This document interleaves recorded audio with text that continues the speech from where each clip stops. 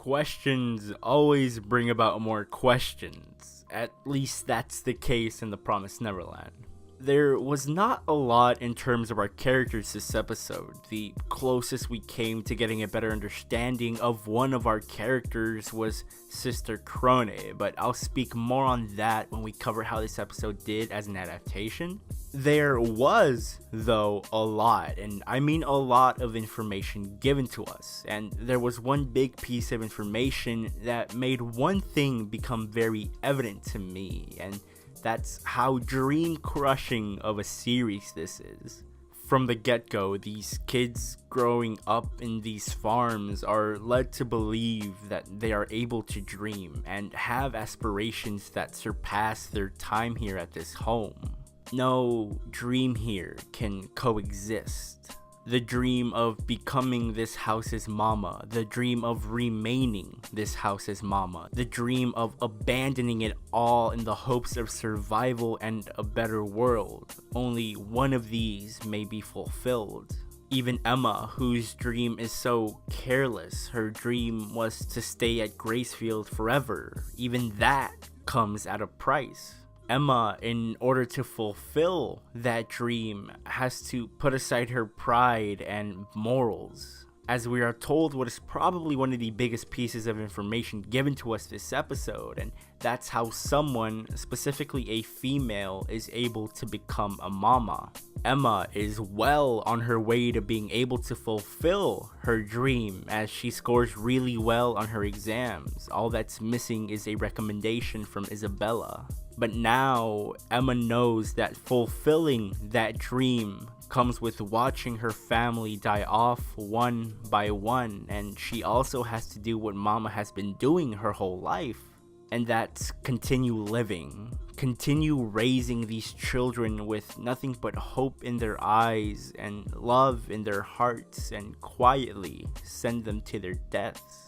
And while this was just one of many bits of information we were given, in the hopes of not sounding like I'm recapping the episode, I'll move on to the next portion where we will talk about how this episode did as an adaptation.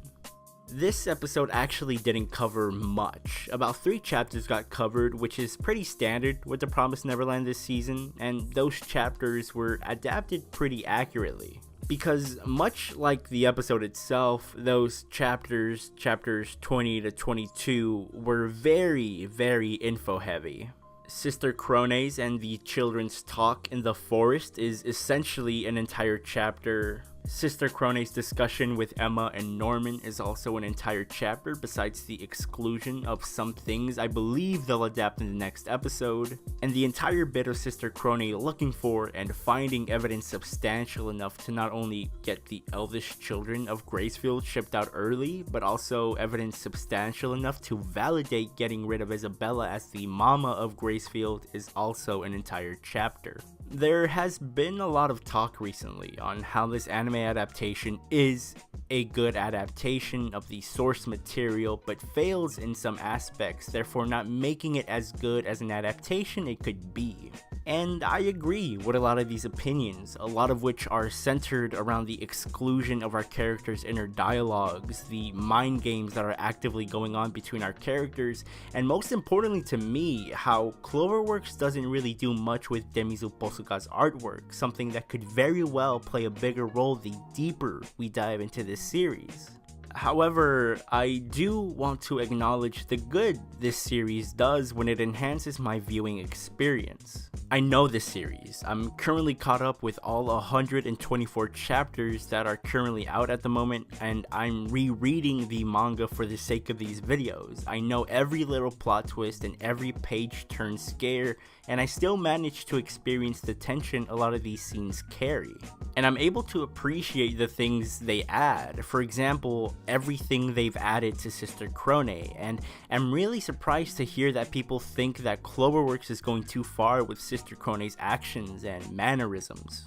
I love what Cloverworks is already doing with Sister KRONE in terms of getting her facial expressions down. You see, Sister KRONE moves around in the manga as well. It may not be as often, but that's because we're usually focused on the upper half of her body, specifically her face.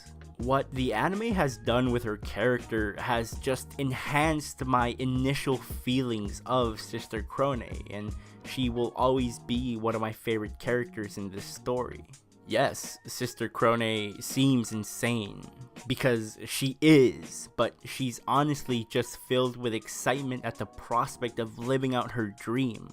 These women, you see, were once little girls, just like Emma, Gilda, and Connie, that grew up with a set of dreams, who were promised a home and whose expectations were let down when they realized the harsh reality about the world they inhabit. And honestly, that excitement she has of being so close to living out her dream when the first dream she had as a child was crushed is so magnificently captured with the addition of her baby doll and all the added movement to her character.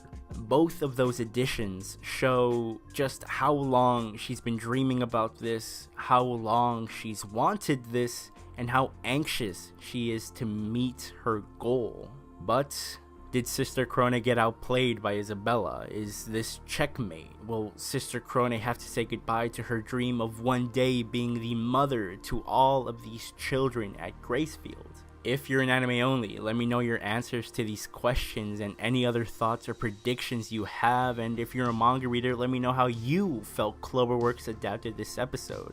Do you agree with what I had to say about how this story has been adapted so far? Please like the video if you enjoyed it. It helps the channel out a lot, and also feel free to follow me on Twitter, subscribe to my channel, and to hit that notification bell. That way you don't miss a video and can keep on watching The Promised Neverland and many other series with me. And with that being said, I hope you have a great rest of your day, and I'll see you all soon. Bye bye.